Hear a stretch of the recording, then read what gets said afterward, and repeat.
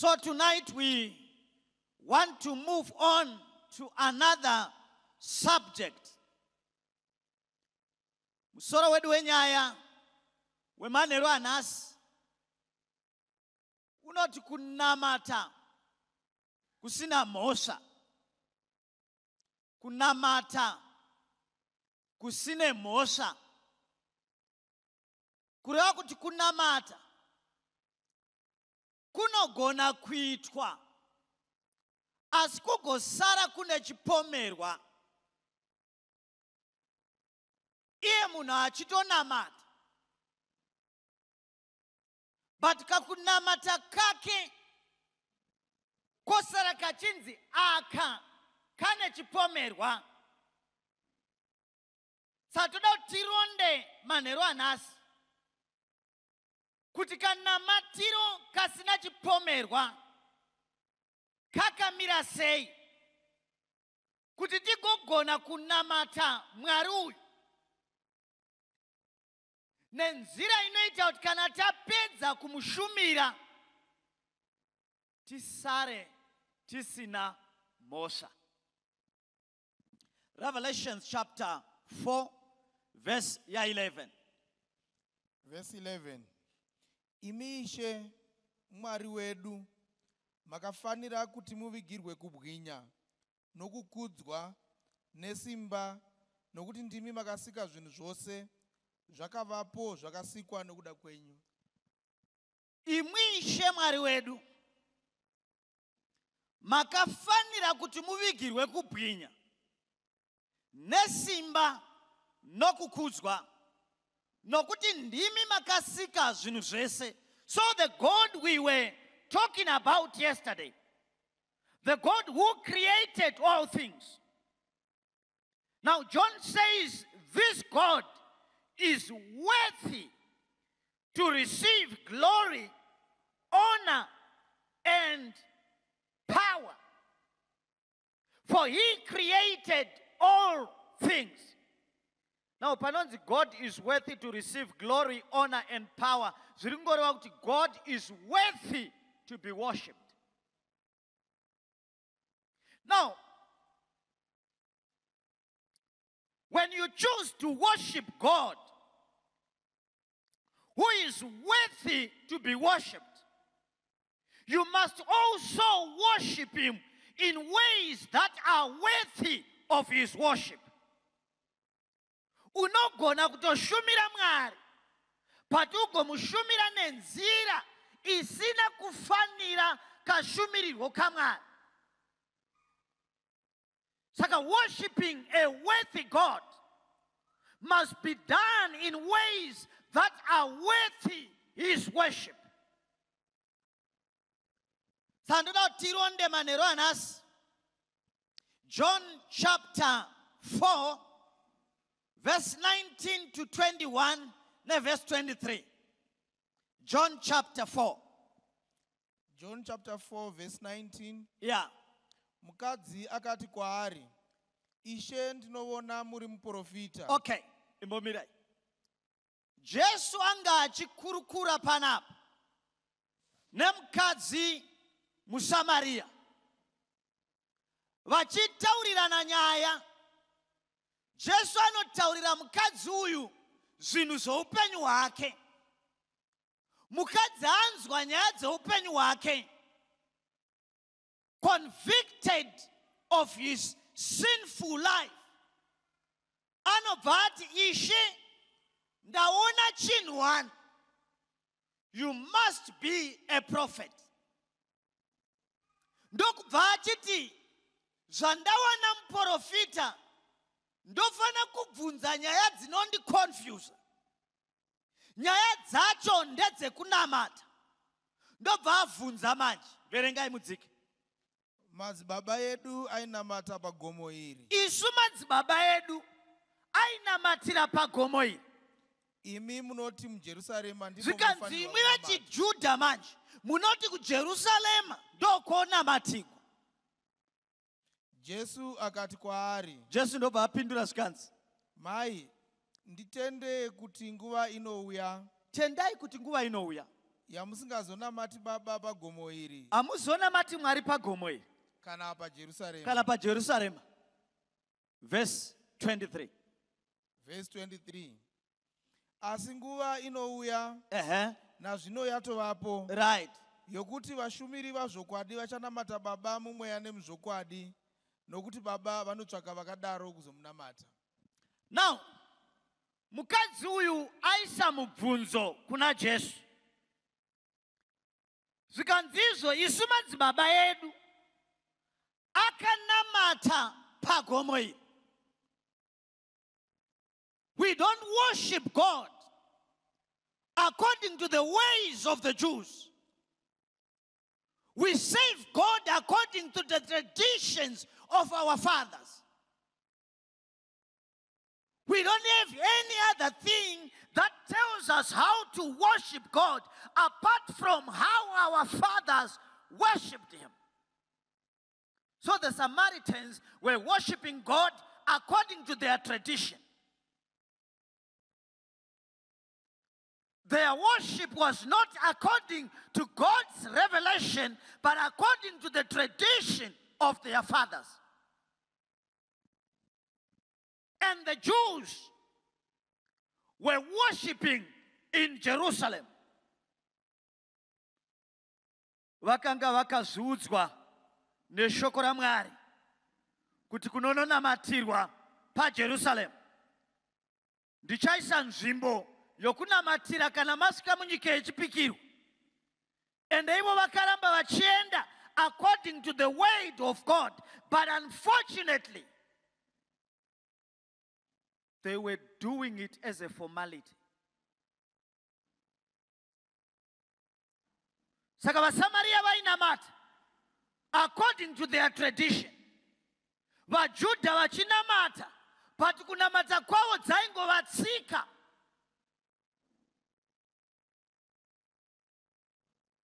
Jesu ndobva ati teererai mai, nguva inouya nayo musingazonamati pagomo iri. Nokuti kunamata Mwari, kana vanhu vachinamata Mwari, havanamati Mwari because they have a tradition to follow. Saka anoti nguva inouya nayo musingazonamati pagomo iri kana paJerusalem. Because kunamata Mwari is not just a formality.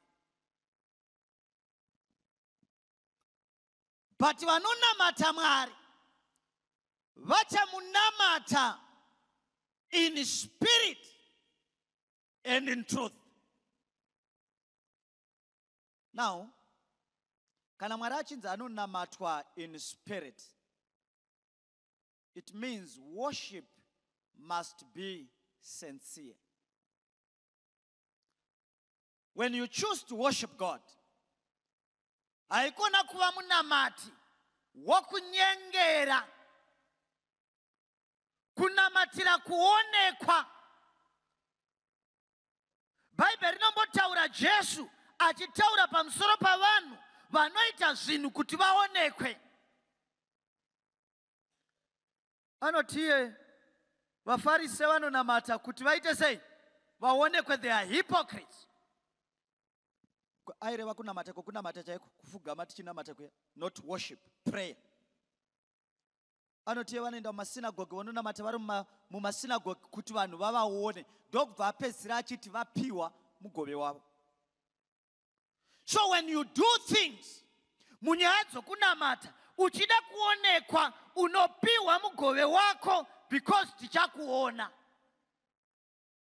And that's your reward. Vanonamata Mwari vanofanirwa kumunamata sincerely.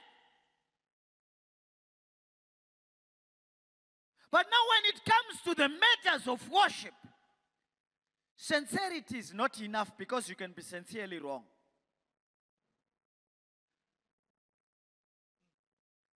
So he says, when you worship God, be sincere according to the truth. You worship Him in spirit and in truth. So you have to know the truth. After knowing the truth, oisa makumbo ako pa chokwadi akasimba and never be moved. Then worship God in His spirit and in truth.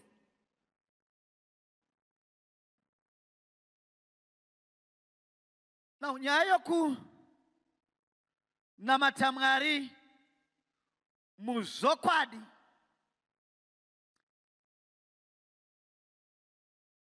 ineka kunetsa kainoita.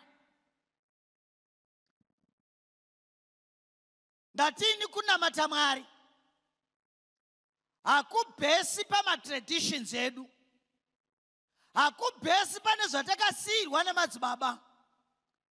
It's not about climbing this mountain. Those who talk when Jesus spending a night in the mountain and in the cold. It's not about going to Jerusalem just for the sake of going there. Worship is about relationship with God. Worship Him in spirit and in truth. Now you remember one time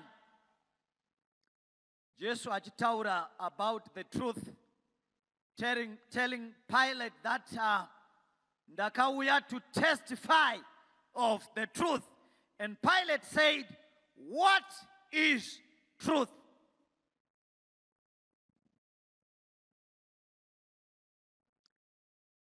Now, chinonzi chokwadi, truth, chinonetsa vanhu vakawanda. But truth is central to the worship of the Church of God. Without truth, our worship is vain. Murume anonzi Friedrich Nietzsche is a German philosopher. Anotaura achiti there is no absolute truth.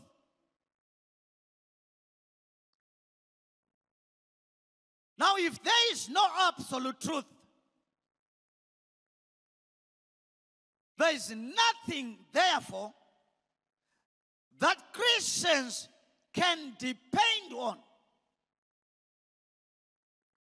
for them to maintain consistency in their worship. Because truth is not absolute and it can keep on changing. This is according to Friedrich Nietzsche. But I don't agree with him. Because if there is no absolute truth, and Friedrich Nietzsche wants us to believe that there is no absolute truth, already his statement is self-defeating. Because whatever he's saying is not absolutely true, because there is no absolute truth. So I don't agree with him. I believe truth is absolute. And absolute truth comes from an absolute source. So I believe God is the absolute source of this absolute truth. Now,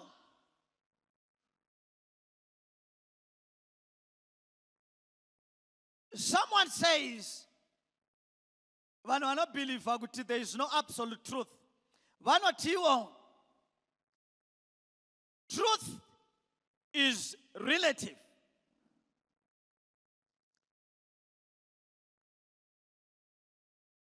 No panovakirwa inonzi situational ethics. Relativism. One of the truth is relative. And if truth is relative, then this statement as well is not true. Because truth itself is relative. Then to say truth is relative is not true in itself. And it's self-defeating. Now, pragmatism. Sorry, ndinogona kumbotaura zvinhu zvisiri muBhaibheri handitika, because zvine zvazviri kubetsera kutsanangura zvandiri kuda kuti tinzwisise zviri muBhaibheri. Pragmatism inotiyo what works is the truth.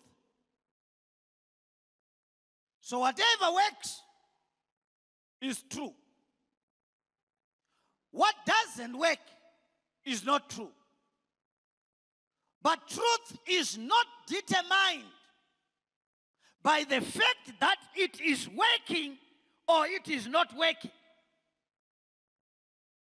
Truth is truth because it is provided by one who is true. So when God provides His truth, it is true even when you think it is not working.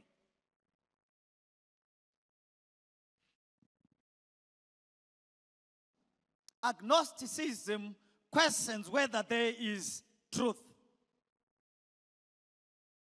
They say truth is not knowable. You cannot reach a time where you say, now I know the truth. But I don't agree with this man because Jesus said, you shall know the truth. And when you know the truth, you will be set free. And this tells me that whenever one has not come to the knowledge of the truth, he is still captive. And it is only the knowledge of the truth of God that will set us free. We'll read the verse maybe soon. Now there is this one, bata vanhu vakawanda, the rationalism. Rationalism, truth is what you can logically and intellectually perceive. In other words, your truth must make sense. If it doesn't make sense, then it is not true. But I said it yesterday, that God does not need to make sense. Because He created sense. He lives above sense. You cannot limit God to the extent that when He doesn't make sense, He ceases to be God. Now, truth. Okay. Facts make sense. We agree. Facts make sense. But truth and facts are not always synonymous. Facts are not always the truth, but truth is factual. When we talk about the truth, truth is factual, but facts are not always true.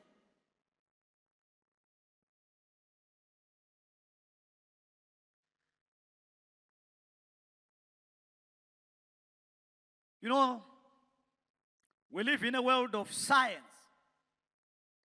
My scientists yenda kuno discover one thing today, and tomorrow they come and tell you something different concerning the same subject. And they are hopping from one fact to another.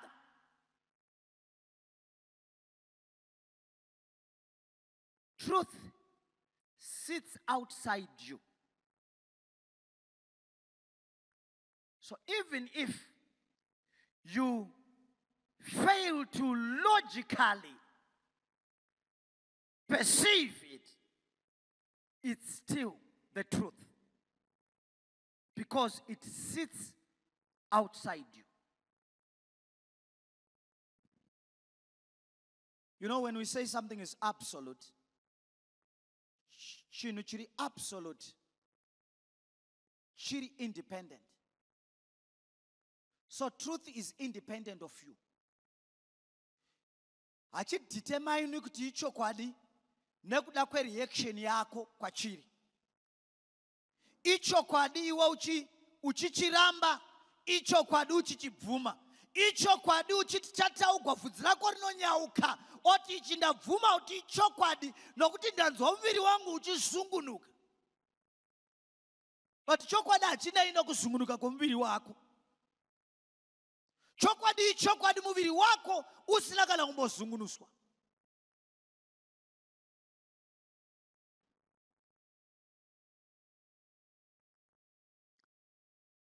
So now, what is truth? John 17:17. John 17 verse 17. Muvaite vatsvene muzvokwadi. Vaitei vatsvene muzvokwadi. Shoko renyu izvokwadi. Thy word is the truth.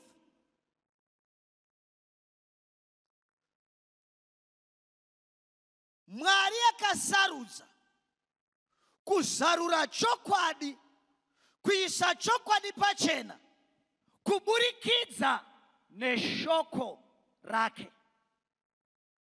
So the word of God does not contain the truth, but the word of God is the truth.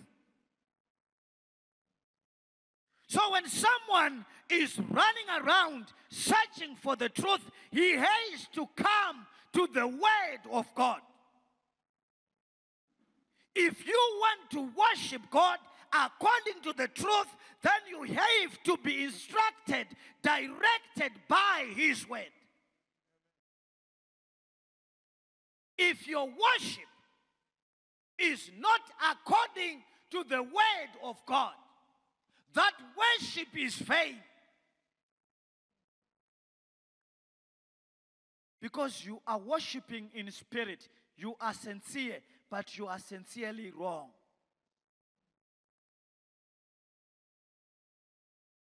Kunamata Mwari hakusi kuperera chete. Ndozombotaurira vamwe kuti ukakwira bhazi pano kune meeting kuHarare, isati gari kuHarare ka. Saka kune dzimwe nzvimbo tichiti kuHarare, asi taakuno kurega titi kuBulawayo, handiti? You have a meeting in Bulawayo. And you get up early in the morning, omhanya pa showground. Osvika okwira bhazi rinoenda Gokwe. Oudza driver kuti I have a meeting in Bulawayo. So please, ndifambai. Meeting iyo ndingakonwa kuibata. Iwe uri mubhazi rekugokwe. Ausviki kuBulawayo. Chero ukava sensiye, vanhu vese vachikuvhunza uchiti I am going to Bulawayo, you will not get there. So sincerity is not enough. You need to be sincere after knowing what is true. Then become sincere.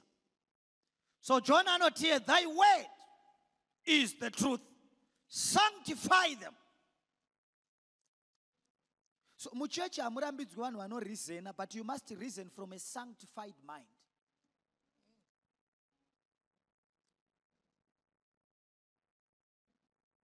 Pane vamwe vanhu vanoreasona stereke vari muchechi, and they want to introduce, they want the whole church to believe in what they think is true. Yet their reasoning is unsanctified. So Bible rikutiro, sanctify them by thy word. Thy word is the truth.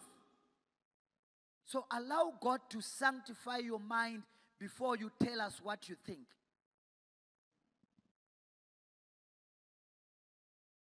John chapter 8, verse 31 to verse 32. Verse 31. Then Jesus said to those Jews who believed him, if you abide in my word, you are my disciples indeed. And you shall know the truth, and the truth shall make If you abide in my word, you are my disciples indeed. And you shall know the truth. If you abide in God's word, you shall know the truth. What this tells me is that the truth, the concept of truth is not just an idea. Truth exists. Because Jesus is saying, you shall know the truth. If you abide in my word. Kana mkarambira mushoko rangu, muchaziva zokwadi. Saka zokwadi iriko, zokwadi inorarama. Zokwadi is not a made up idea.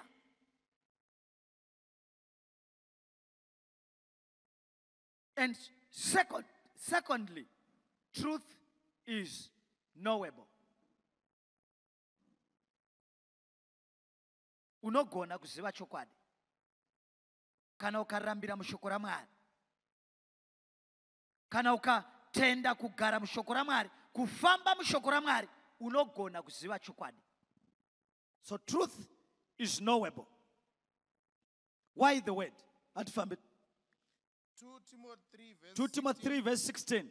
All scripture is given by inspiration All of God, scripture is given by inspiration. and is profitable for doctrine, It is profitable for reproof, for correction, for instruction in righteousness. The Bible is profitable. It's unfortunate that in our time and day, people teach without the Bible. They rebuke without the Bible. They try to do everything in the church without the Bible. But the Spirit of God is saying the Bible is profitable unto doctrine. So the doctrine of the church is centered on the Bible. And John atudza kuti Bible iroro is the truth. Ndo chokwadi. Saka kushumira kwekereke, dzidziso yekereke inofana kuva centered pa Bible, pa the truth of God. Because the Bible is profitable unto teaching, rebuking, correcting, and every other thing.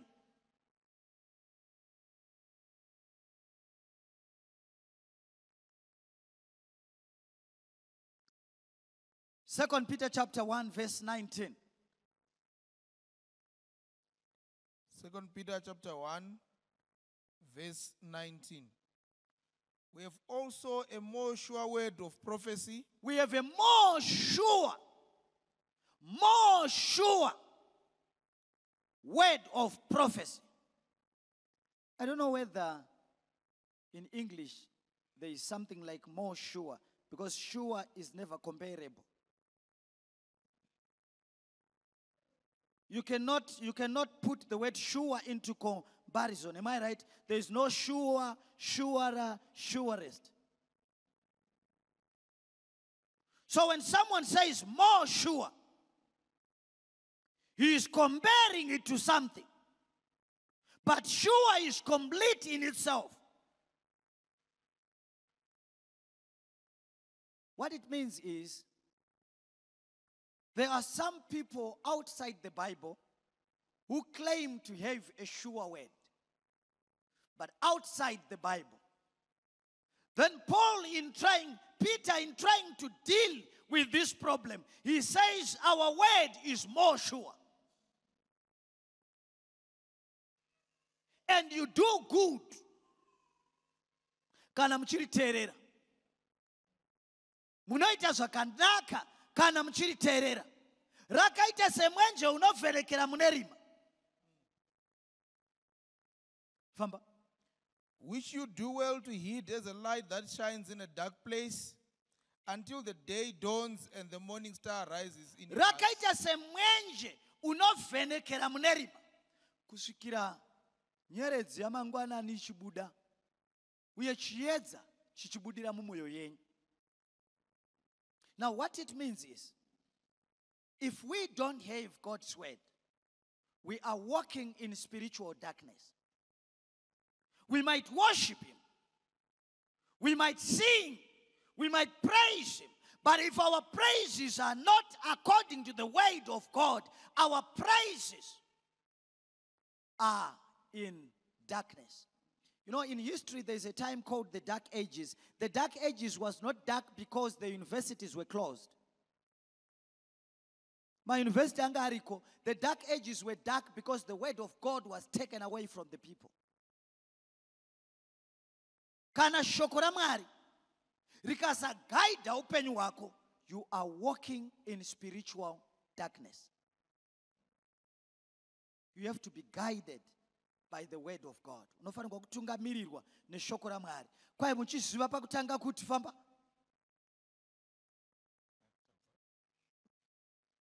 Which you do well to heed as light shines in a dark place. 21. For prophecy never came by the will of men. Prophecy never came by the will of man. But holy men of God spoke as they were moved by the Holy Spirit. Vanhu vaMwari vatsvene vakataura vachisundwa nomweya waMwari. Now, ndakaona chimwe chimota changa chakanyogwa kumasure. Handizivi kuti mazuva ano vachiri kuzviita here, but chakanyogwa kumasure, zvimota zvimwe zvakudhara, zvimapijot zvakudhara, chakanyogwa nechepakona panapa pakanamigwa chipepa chakanyogwa chakanzi powered by Peugeot. Peugeot was not the body. Peugeot is the engine. So the Bible is saying this word was written by men who were powered by the Spirit. The Spirit yaitaura navo, ivo vonyora according to what the Spirit has revealed. That makes this word a more sure word, because the source is absolute.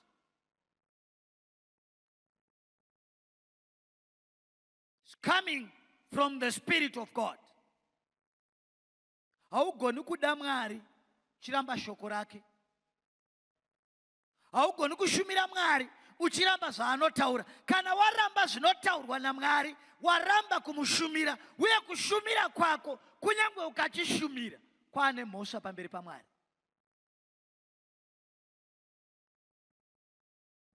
Vanhu vaMwari vakataura vachimutswa, vachisundwa nomweya waMwari.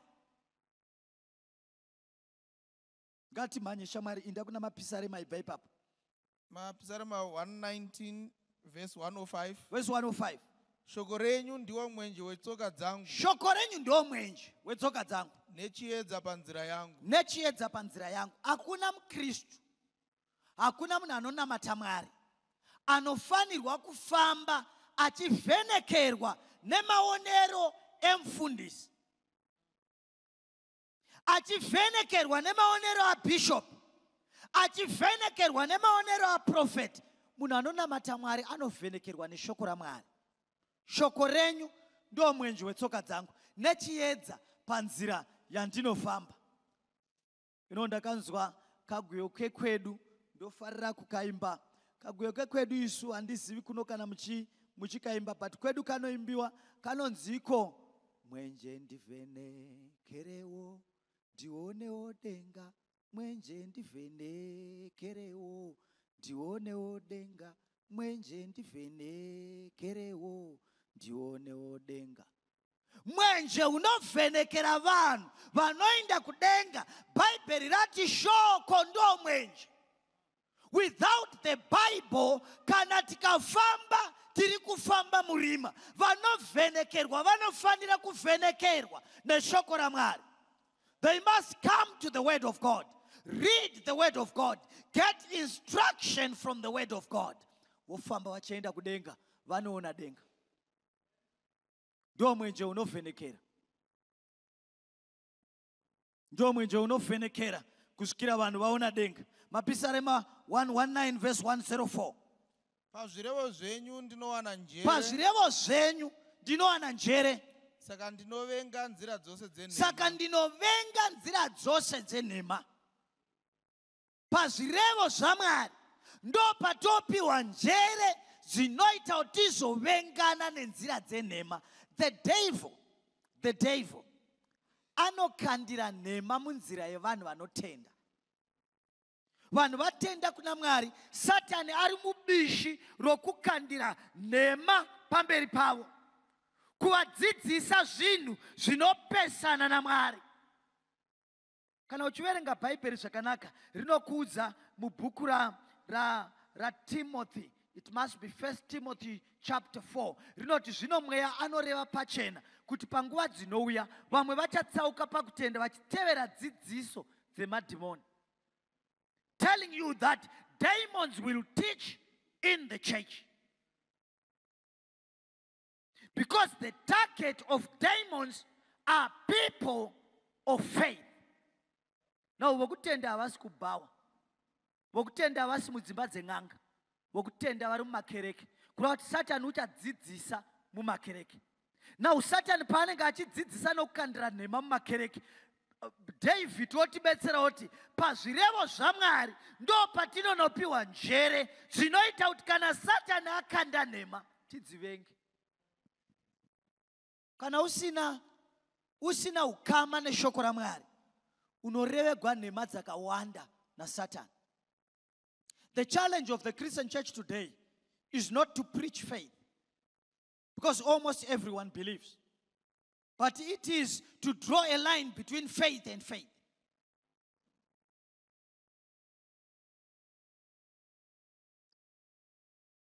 Because today, people build houses by faith. Am I right? They do. Some of us who are planning to fly to England, they are planning to do that by faith. And I don't agree with you. You do that by self-determination, not by faith. The Bible says faith comes by hearing, and hearing by the word of God. And if God never told you you are going to Britain, then don't do it by faith. You are not doing it by faith, do it by self-determination. If you want to build your house, have self-confidence and build your house. Faith is confidence in what God has promised.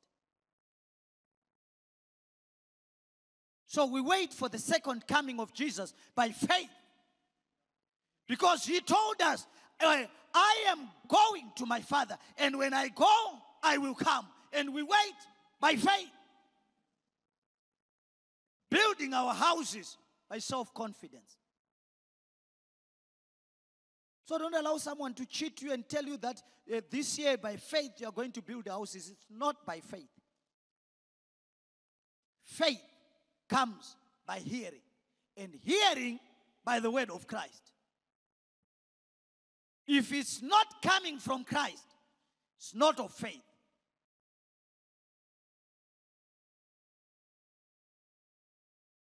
Saka David anoti pazvirevo zvenyu Mwari ndinowana njere, saka ndinovenga nzira dzose dzenhema. Which means zvirevo zvaMwari zvine basa rekuexposa nhema dzadiabolos. Kana vanhu vakashayiwa zvirevo zvaMwari, havachina chinhu chinovabetsera kuisa pachena nhema dzadiabolos. Vakunyengereka nyore.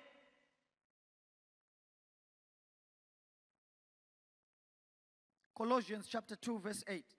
Verse 8. Beware lest anyone cheat you through philosophy and empty deceit. Chenjerai kuti murege kunyengedzwa na vanhu through philosophy. We live in a world of opinions where everyone has an opinion.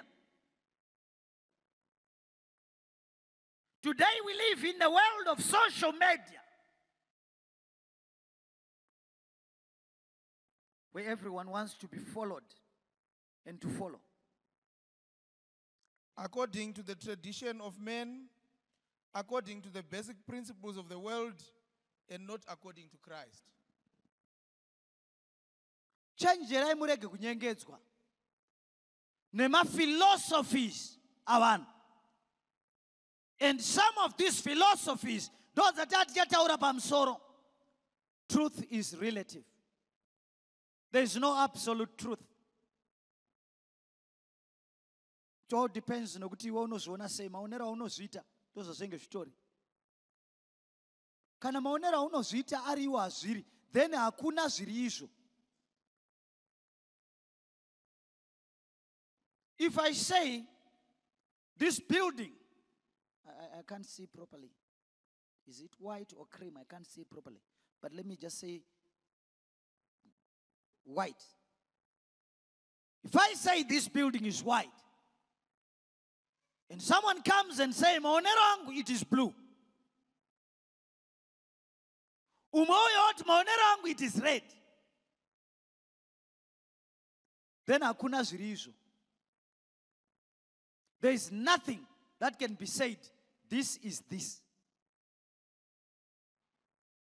Because umwe noumwe anoita maonero ake.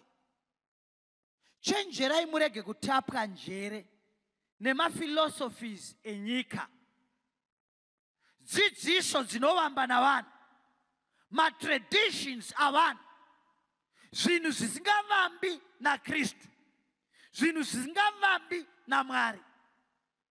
For kunamata Mwari kwechokwadi kunotsamhira pashoko raMwari nezvinhu zvinovamba naMwari. Kana kanamatiro kako kane kunamata kune zvinhu zvisingavambi naMwari, kakatsauka uye kanamatiro ikako kane mhosva pamberi paMwari. Jesu anombotaura navaJudha ovati, ko imi munodarikirireiko mirayiro yaMwari muchitevera matraditions amadzibaba enyu? Kunamata Mwari hakuitwi kuchinzi ndo zvatakawana zviripo. Kunamatwa Mwari kunoitwa by finding the truth. Kana vanhu vawana chokwadi chaMwari, wainda kunonamata Mwari according to the truth of God. Nokuti tangowana kumba kwedu zvakadaro, takawana zvichiitwa nemadzibaba. Martin Luther anombozotaura kuti, we seek not what our forefathers did, but what they should have done.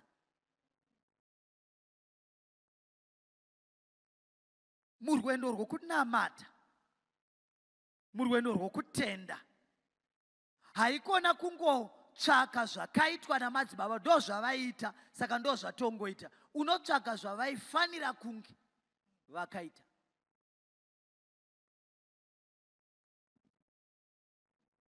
So musatapwa pfungwa nema philosophies avanhu, nemaonero avanhu, namafungiro avanhu. Kunga kufunga kwa mfundisi, kunga kufunga kwa bishopi, kunga kufunga kwa mprofita. Musatapwa pfungwa namafungiro avo. Nokuti vanotapwa nephilosophy vanofana kutosunungurwa neshoko raMwari. Nokuti kana vakarambira mushoko vanoziva zvokwadi, zvokwadi yovasunungura. Musatapwa pfungwa muchidzidziswa zvinhu zvisingavambi neshoko raMwari. Ukavhunza mufundisi kuti ko ichi sei tichichiita nenzira iyi, mufundisi obva akuudza kuti maonero angu. Muchechi hamudi maonero ako, nokuti akaona kare akatoona zvinofanirwa kufamba zvichiita chechi. Religion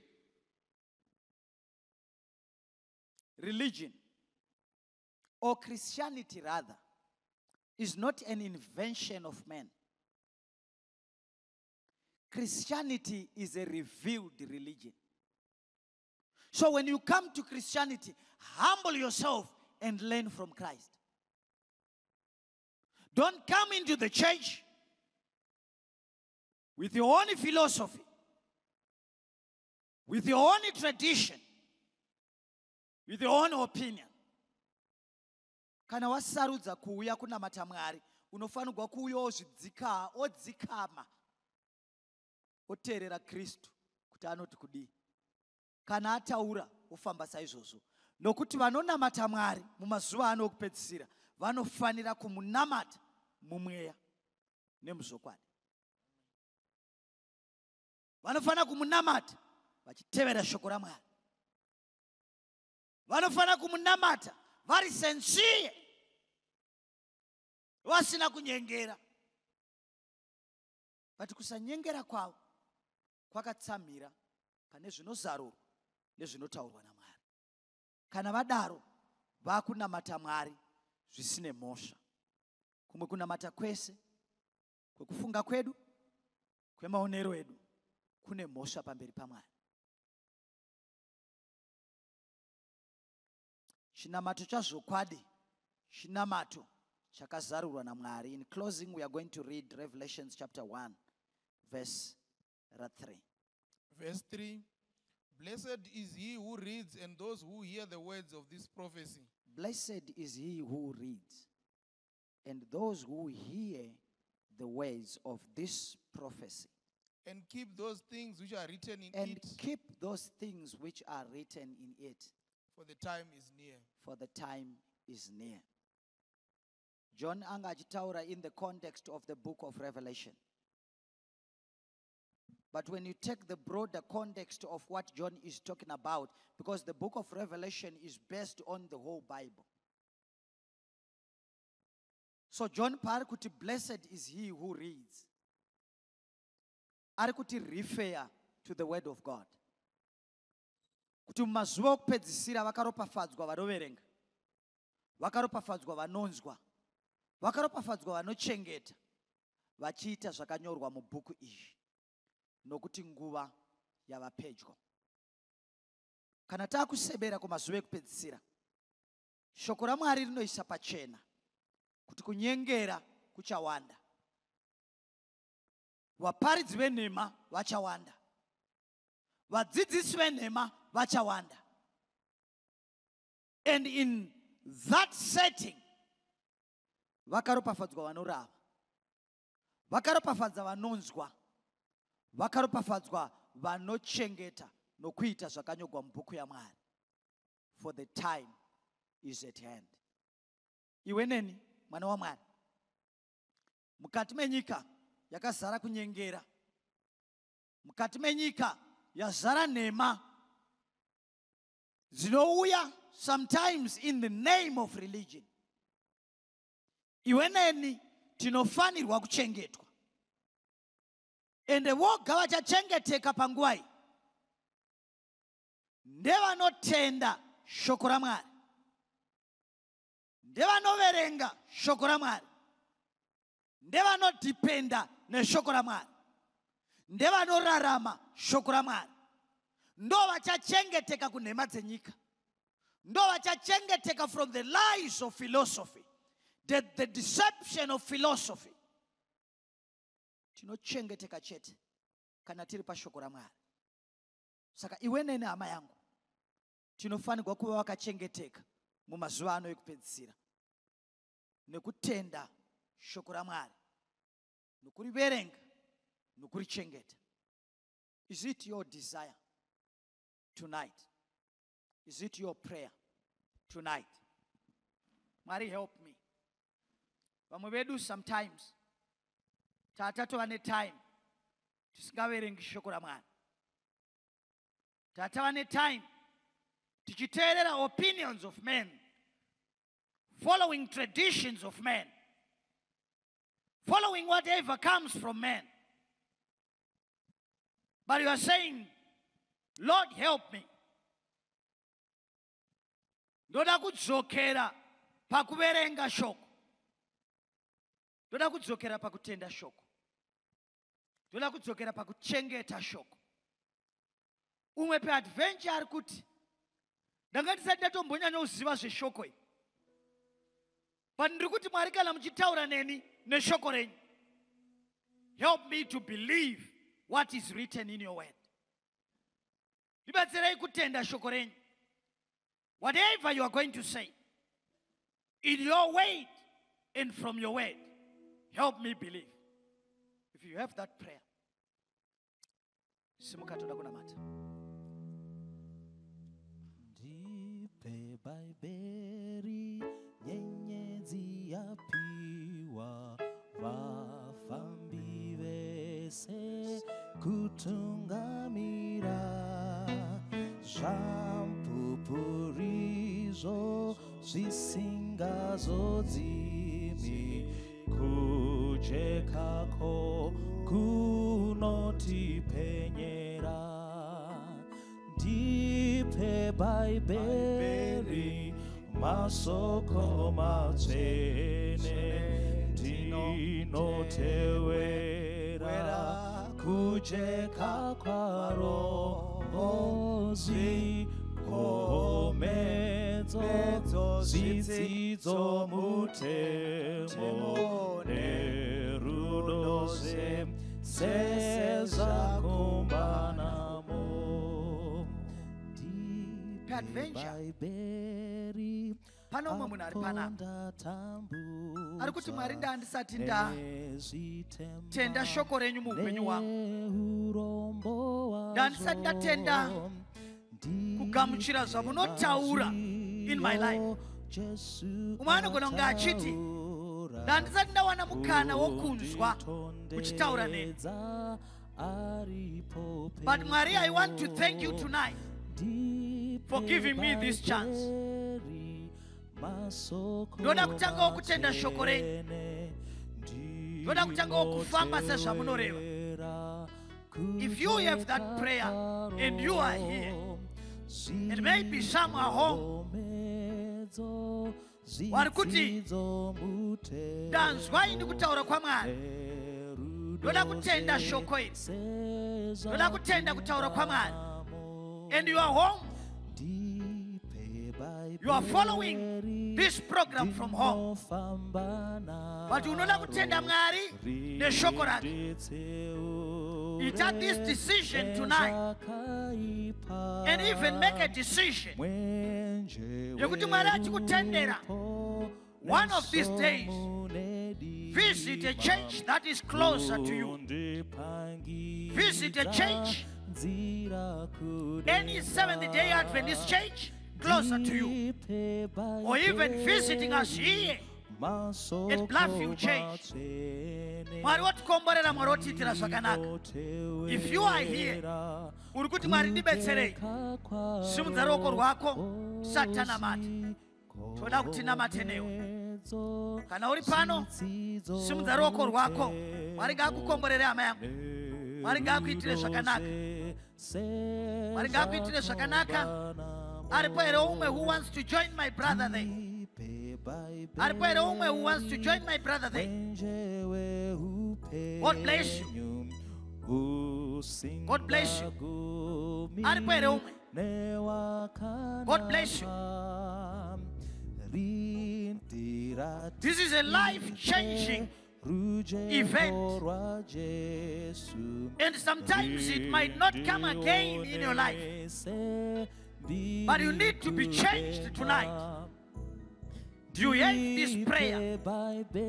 Lord, transform me, change me, sanctify me by your word. If this is your prayer, simudza ruoko rwako, simudza ruoko rwako, takutonamata, simudza ruoko rwako.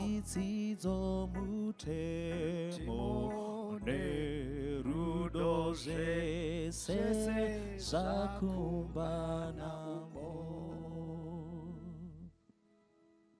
Katina matei. Baba wedu wanogara kudenga, toda kutendai manera nasi maona zvakafanira. kutora mukana uno kutaura nesu zvakare nenhau yekuti munotida Mwari. Still realize where we lack. That's why you visit us.